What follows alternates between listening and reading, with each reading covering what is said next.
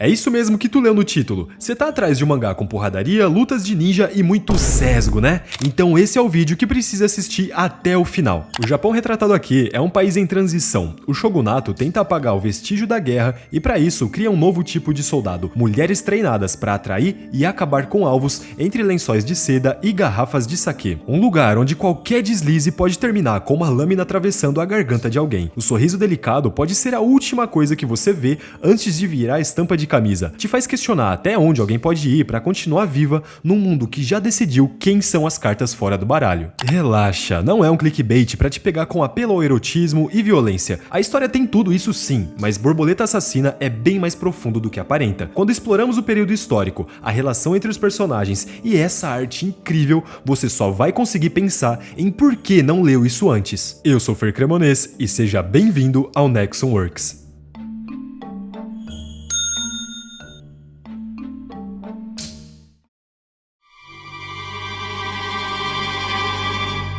O primeiro volume de Borboleta Assassina de Yuka Nagate nos lança de cabeça no Japão do século XVII, em meio à frágil paz do período Edo. É um mangá do gênero de Daigeki, dramas de época ambientados antes da Era Meiji, focados em samurais, artesãos e cortesãs. Pois é assim que chamavam as do job na época. É o Japão feudal mudando e ninguém parece saber direito o que fazer com a paz recém-conquistada. Quando as guerras acabam e os shinobi são oficialmente dispensados, o que resta a guerreiros treinados desde a infância para viver nas sombras. Alguns se alistam nas forças do Shogun, mas a maioria simplesmente perde o sentido e vai cometer crime. É a geração que nasceu pro combate e agora precisa sobreviver num mundo que já não precisa mais deles. Parece até nós, da geração Z, ouvindo que era só estudar que as coisas iam acontecer, mas não foi bem assim, né? Então, conhecemos a protagonista Ocho, uma mulher que vive uma vida dupla, cortesã cobiçada nos bordéis luxuosos de Oshiwara, o distrito da Luz Vermelha de Edo, atual Tóquio, mas é tudo uma fachada para suas missões como caçadora. Entre os clientes e segredos, circulam ordens de execução do Comissariado Secreto, órgão que responde diretamente ao Shogun. É por meio dessas missões que Ocho atua ao lado de Eraizo, seu informante e parceiro nas caçadas. A primeira grande missão do mangá já estabelece o tom da série. O alvo é Jouta, um antigo aprendiz de Ocho, jovem, impulsivo e com um brilho de orgulho ferido. Ele representa toda uma geração perdida, que treinou por um ideal que se desfez com a paz. Ele canaliza frustração em violência e por isso deve ser eliminado, assim como outros ninjas desgarrados, aqueles que não servem mais a um senhor e acabam dando trabalho por aí. Quando o momento chega, Ocho cumpre a ordem sem hesitar, mas o quadrinho fala mais do que 1000 palavras, há algo quebrado nela. Um shinobi sem coração não pode se considerar um shinobi, mas talvez o coração dela já tenha sido o primeiro a morrer. Bairros da Luz Vermelha atraem todo tipo de gente, não só pelos serviços, mas também para trocar informações, mercadorias e outras coisas do submundo, afinal prezam pela discrição e não te fazem muitas perguntas. A próxima caçada é pela cabeça de Danzo, um líder de um grupo de ladrões armados que se movem com tática militar. A aparição de Yuki, uma jovem aparentemente inocente, começa a levantar suspeitas. A menina que trabalha no distrito esconde habilidades e logo se revela uma infiltrada, vazando informações sobre as operações dos caçadores. Ao segui-la, Ocho descobre o pai de Yuki em um depósito ilegal de armas de fogo, algo proibido desde o decreto de 1635, quando o shogunato reforçou o controle sobre qualquer tipo de armamento. Ela tira um X1 com o líder do grupo e vemos mais uma sequência de ação de encher os olhos, com ela se aproveitando da velocidade para superar a força física dele. No momento de empolgação, Danzo deixa escapar que tem costas quentes. Um fornecedor de armas? Não, é mais complexo que isso. A ideia é tomar o distrito de assalto por ficar próximo ao castelo Edo e assim começar uma guerra contra o governo. Mas ela e Raizo estão em desvantagem numérica e no momento de distração, Danzo consegue quebrar a espada da caçadora. Ocho tá encurralada, Danzo tá prestes a matá-la quando hesita por um instante. Ela não perde tempo e já picota o cara, mas logo em seguida vemos o motivo da dúvida. Ele tinha visto Yuki, que voltou à sua procura. A garota, vendo a cena, parte pra cima de Ocho, que age por reflexo e acaba com ela também. Mesmo sendo perigosa, era só uma garotinha. Enquanto a neve cai, a caçadora tenta fingir que tá tudo bem, que é só mais um serviço entregue, mas dá pra ver em seus olhos a insatisfação e esse castelo de vidro logo vai se quebrar. Lá pro meio do volume 1, Kagari aparece, uma jovem que conhecia Ocho desde a infância. As duas viveram na mesma vila e quando Kagari chegou lá já órfã, foi Ocho quem sentiu pena e deu atenção. Mas o vínculo que nasceu ali não era equilibrado. Kagari a idolatrava como uma irmã mais velha, mas você já vai entender como isso vira uma obsessão. Nesse reencontro, Ocho tenta afastá-la, talvez para protegê-la ou talvez por culpa. Nesse período da história, a cidade de Edo passava por um processo de urbanização. O lugar estava cheio de operários, então as casas de banho ficaram bem populares. Acho que eu nem preciso dizer que elas não ofereciam apenas banho, né? Então colocam Kagari para trabalhar numa dessas casas. O alvo da vez é Kazuma, outro shinobi desgarrado. Ela nem completa o primeiro dia e já é descoberta. Ele já sabe que a moça tá à procura dele. Agora entendemos a preocupação de Ocho. Kagari não estava preparada para executar o serviço. Na real, ela faz tudo isso para ser admirada. Afinal, depois que Ocho vai embora da vila, a garota passa anos sozinha, sem a única pessoa que lhe deu atenção. Só tem um pequeno detalhe. Kazuma teve um lance com Ocho lá no passado e agora, tendo se relacionado com ele, Kagari, retardada do jeito que é, mistura o desejo por admiração com posse e não fala nada sobre Kazuma para os caçadores. Em paralelo, o grupo do nosso alvo planeja usar a jovem como isca para atrair Ocho. Para piorar tudo, Kagari decide trair os caçadores se passando por Ocho na casa de banho, o que é completamente proibido. Cortesãs de luxo não podem se vender no lugar de plebe. A população fica putaça e isso faz com que Ocho tenha que provar sua inocência, capturando Kagari para que ela seja punida em praça pública. Yoshiwara, com seus muros e fossos, é um microcosmo do próprio Japão Edo, um lugar que parece seguro, mas onde todos estão presos, misturam ganância com desejo e mentiras. E aqui, a autora mostra o quanto entende de tragédia. Deve ser um alívio trabalhar em algo original depois de passar tanto tempo desenhando os marombas de Tokigaiden. Você percebe o traço delicado, personagens belos e cenários que te transportam pro Japão antigo. Aqui no Brasil, a publicação é feita pelo Pipoque Nankin e só tem 3 volumes. Você termina rapidinho. Então agora, você vai clicar no link da descrição para fazer a sua compra lá na Amazon. E eu acho que você tá me assistindo pelo celular depois do trampo ou no transporte, acertei? Então também acho que você adorava ler quadrinhos e quando a vida adulta chegou, você perdeu esse hábito. Nesse caso, vou te enviar o nosso e-book gratuito, onde te mostro como voltar a ler, você faz o quiz de perfil de leitor e ainda tem acesso à nossa planilha de recomendação. Então não tem desculpa, Nexano, chega direto no seu e-mail na mesma hora. Caso contrário, é só checar a caixa de spam, link no comentário fixado ou no QR Code aqui no canto. Até quando você vai ser passivo só assistindo o vídeo ao invés de ler de verdade? Na verdade, Kagari não tem a malícia que a gente acha, e sim carência. Ela quer ser amada, vista, reconhecida, e só consegue isso quando tem a vida ceifada diante da multidão. A coitada nunca se sentiu pertencente a lugar nenhum. Na vila, era apenas uma forasteira, e no distrito, um brinquedo. Tudo o que fez foi na busca de ter um lar. Algo que parece inocente, mas nesse mundo parece que ninguém é inocente para sempre. As páginas carregam um drama gigante e percebemos que nem todo mundo nasce para essa vida. Ocho, que deveria se sentir com raiva da situação e renascer como assassina, desaba no ombro de Raizo, e cada vez mais vemos ela como humana e não como uma peça num tabuleiro. O flashback finalmente revela a origem do ódio de Ocho. Kazuma havia traído seus companheiros shinobi, matando eles diante dela. Desde então, a caçadora vive entre o dever e o ressentimento. Não sabe mais se luta pela paz, pela vingança ou apenas porque é a única coisa que sabe fazer. No meio de mais um serviço, após eliminar o alvo, a caçadora encontra Kazuma, que finalmente revela o motivo de querer derrubar não só o distrito, mas o governo. Acontece que ele não vê perspectiva no sistema, até mesmo os caçadores serão eliminados quando não forem mais úteis. Ele faz uma constatação que nós leitores já percebemos há alguns capítulos. Talvez Ocho seja mais inclinada para o lado dele do que imagina. Paralisada mais uma vez pensando em tudo o que aconteceu, o primeiro volume termina com ela sozinha olhando para a escuridão.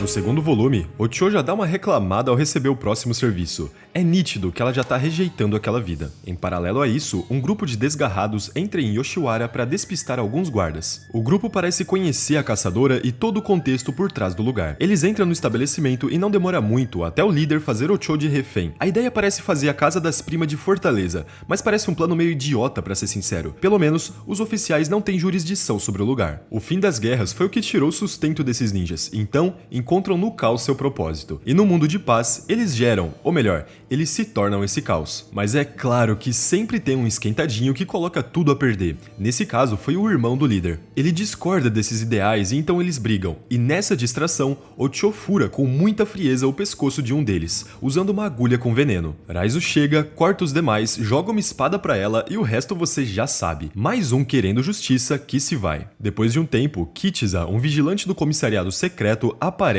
com o próximo trampo, Touya, o ensanguentado. O codinome vem justamente por ele ser mais violento que os ninjas comuns. Pode parecer algo pessoal ou meramente sádico, mas o real motivo, vai por mim, você não vai acreditar. O negócio dele não funciona, e isso gera todo um complexo de inferioridade. Eu acho que Freud ia se divertir pra caramba lendo esse mangá. A questão é que Touya é apaixonado por uma das cortesãs de outra casa, então por conta do ciúme, ele manda pra Deus todos os clientes que ela atende. Aí fica meio óbvio que a próxima pessoa a ser atendida também se tornará uma vítima. A gente até vê que no passado outra mulher até enfeitou a cabeça dele, mas mesmo assim o cara não aprende, né? Vai entender. De qualquer forma, ele ainda é perigoso. Não demora muito até ele aparecer e os caçadores o emboscarem. Os arredores do distrito já são preparados para evitar qualquer tipo de fuga. Quando tudo parece que vai dar errado pro rapaz, Ocho acaba hesitando na hora do golpe final. Ela enxerga pureza no olhar do alvo, e mais uma vez, a persona de caçadora fria não cola mais com a gente. Por consequência, ela não coloca força suficiente no golpe, então não corta ele como deveria. Assim que o alvo enxerga uma brecha, empurra Ocho para uns espinhos de metal que estavam ali preparados no chão, e enquanto Raizo impede sua queda, ele aproveita para se jogar no rio e sair de vista. Pela primeira vez, a dupla falha em eliminar alguém. Mas claro, o cara já tá machucado e logo precisa voltar pro quarto da sua cortesã preferida, então meio que é só uma questão de esperar um pouquinho. Como os caçadores já suspeitavam, então chegaram no quarto e revelaram pra Shiraito que foi ele quem matou seus clientes. Touya fica possuído de raiva e parte pra cima deles, mas a luta não dura nem 3 páginas direito e logo já é abatido. Só no final entendemos que ele via em Shiraito a única pessoa que amava de verdade, e ela estava disposta pra largar aquela vida noturna e fugir com ele. Acho que teriam conseguido, se não fossem pelas circunstâncias. E assim, acaba outra história trágica em Yoshiwara. Talvez uma parte boa do distrito seja encontrar de vez em quando alguma verdade em meio a tantas ilusões. Um arco que me chamou a atenção foi do Homem do Guarda-Mão de Ouro. Enquanto caminha pela casa, Ocho encontra um crucifixo no chão, que pertence a uma colega chamada Ayame. Ela devolve, mas não sem antes repreendê-la. Algo assim não deveria circular pelo distrito, e eu vou te explicar o motivo. Acontece que na época, o cristianismo era proibido no Japão. Daimyos, senhores regionais, viram vantagem em se aliar aos portugueses, se convertiam, recebiam apoio comercial e militar e então fortaleciam suas regiões. Em algumas áreas, o cristianismo cresceu muito rápido. Isso assustou as autoridades. No Japão, onde a unidade política dependia da obediência total ao senhor feudal, isso era visto como uma ameaça. Foi então que em 1597, Hideyoshi crucifica 26 cristãos em Nagasaki. Foi o primeiro grande ato público de repressão. A mensagem era clara: lealdade ao exterior não seria tolerada. Quando o poder troca de mãos com os Tokugawa, eles herdam essas preocupações. Acontece a proibição total da religião, perseguição aos japoneses convertidos, e esse é o momento em que o cristianismo vira literalmente crime de Estado. Acho que agora você entende por que Ocho não queria se envolver. Ayame age de forma esquisita, dizendo que vai sair para encontrar o seu amado, e Ocho desconfia, então decide segui-la. A garota não mentiu, só não falou que era justamente num templo abandonado que servia de altar escondido para os cristãos. Ali, eles parecem estar rezando até que o tal homem diz que até shinobis desgarrados merecem o perdão de Deus.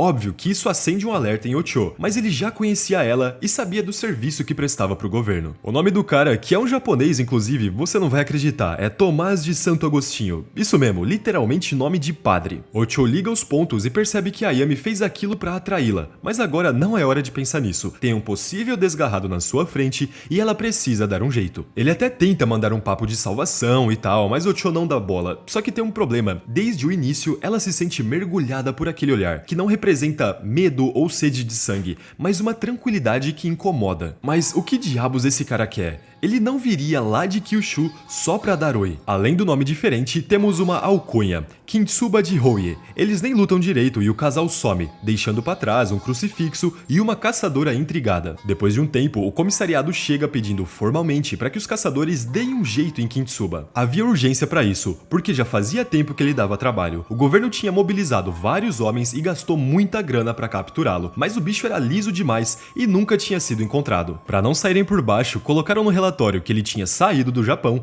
e esqueceram o caso. Mas se surge um rumor que o procurado tá de volta em Edo, cabeças vão rolar. Então esse serviço, além de urgente, precisa de sigilo. Na cena seguinte, adivinha quem se encontra com Kintsuba? Ele mesmo, o Kazuma. Pelo visto, cristãos e desgarrados se beneficiam com o país fragmentado. Os primeiros porque as províncias ficam mais abertas a uma nova religião e os assassinos conseguem seu trabalho de volta. No fim das contas, um governo centralizado é uma pedra no sapato para os dois grupos. Aí fica bem claro que aquele papo de conversão que Kintsuba teve com o Cho era ele sendo usado pelo Kazuma, que o mandou pra lá, dizendo que aquela gente precisava de salvação. Você pensa que ele só vai meter o pé porque não vale a pena ficar ali se expondo, mas tem algo que o segura. A informação de que Cristóvão Ferreira estava lá, um ex-padre que renunciou à própria fé depois de passar por tortura. Também vale a pena lembrar que esse cara existiu de verdade, chefiando os jesuítas e sendo o mais famoso entre os padres caídos. Kintsuba acha um absurdo que aquele homem continue vivendo tendo renunciado aos ensinamentos divinos. É isso mesmo, agora Kazuma tem um aliado. Isso deixa ele bem confiante, porque teve coragem de aparecer de novo disfarçado de cliente. Nesse ponto, a gente já sabe que o Cho não tá bem psicologicamente por tudo que passou,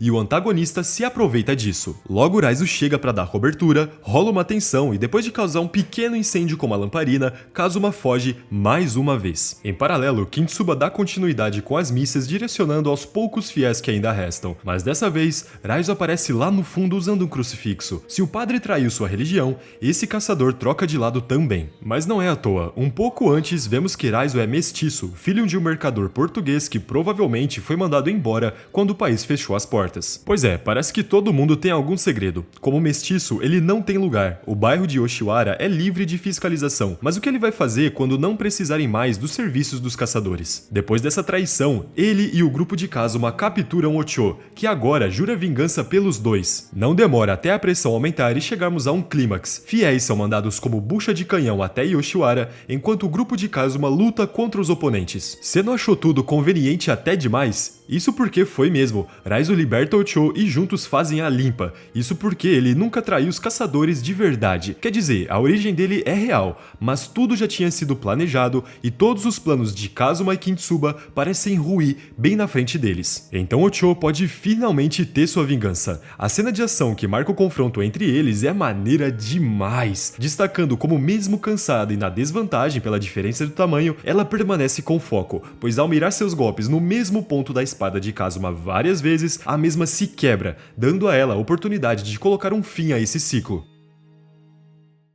Depois de tudo isso, fica impossível olhar para Borboleta Assassina como apenas um mangá de ação estilosa com ninjas e cortesãs. É um volume que tira a máscara dos personagens e ao mesmo tempo coloca outras novas, mostrando como cada um tenta sobreviver num Japão que quer apagar tudo que lembra seu passado. E no fundo, o que mais aproxima essa história do presente é a forma como eles convivem com máscaras, as que usam para se proteger, para agradar, para se manterem vivos. A fachada de força, frieza, tudo isso lembra como muita gente hoje aprende a performar um papel só pra não desmoronar. Borboleta Assassina só troca as roupas de seda por uniformes, as lâminas por desempenho, mas a raiz é a mesma. Todos carregam batalhas internas que ninguém vê. Agora que você já se inscreveu e deixou o like porque fazer esse vídeo deu trabalho, tem uma outra história que eu quero te contar. Pra isso, é só clicar no vídeo que tá aparecendo na sua tela. Te vejo lá, Nexano. Isso é tudo por hoje. Tchau, tchau.